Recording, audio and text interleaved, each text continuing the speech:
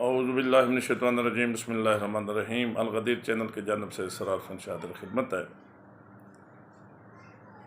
جمعہ کے غسل کی بہت زیادہ اہمیت ہے۔ معصوم علیہ السلام فرماتے ہیں جو شخص ہمارا ماننے والا جمعہ کا غسل کرتا ہے تو جو ہی پانی کے قطرے زمین کی طرف گرتے ہیں تو اس کے گناہ بھی اسی طرح اس کے نام اعمال سے مٹتے جاتے ہیں۔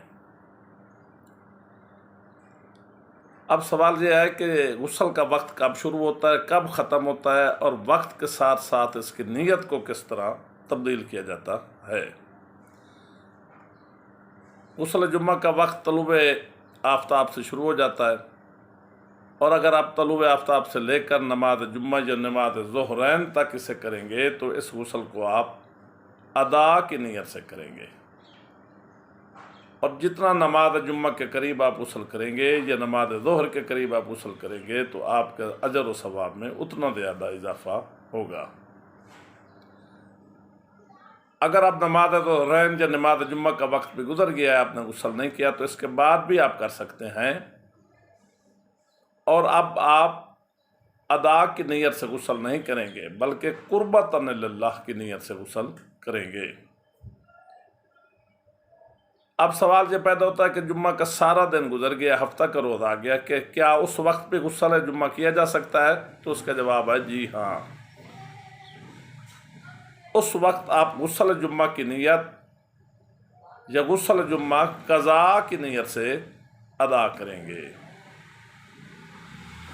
ایک بہت ہی اہم ترین سوال بہت سے لوگوں نے پوچھا کہ کیا غسل کے بعد وضو ساقط ہو جاتا ہے؟ تو اس کا جواب یہ ہے کہ آغا سستانی صاحب کے نزدیک جو بھی غسل ہو، چاہے واجب ہو یا مستحب ہو، اس کے بعد آپ نماز پڑھنے لگ گئے ہیں یا کوئی اور نیک عمل کرنے لگ گئے ہیں جس میں وضو کی ضرورت ہے، تو وضو کرنے کی ضرورت نہیں ہے، جبکہ رہبر معظم اور بہت سے مجتہدین کا فتویٰ ہے کہ صرف وضو واجب غسل کے بعد ساقط ہوتا ہے، مثلا غسل جنابت ہے، حیض، نفاس وغیرہ وغیرہ۔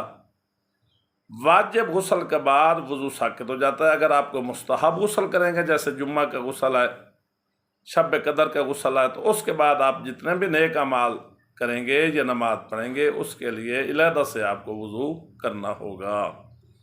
مومنین سے اپیل ہے کہ بندہ نچیز، بندہ کے بچوں، بندہ کے والدین کو اپنے دعاؤں میں یاد رکھیں۔ والسلام۔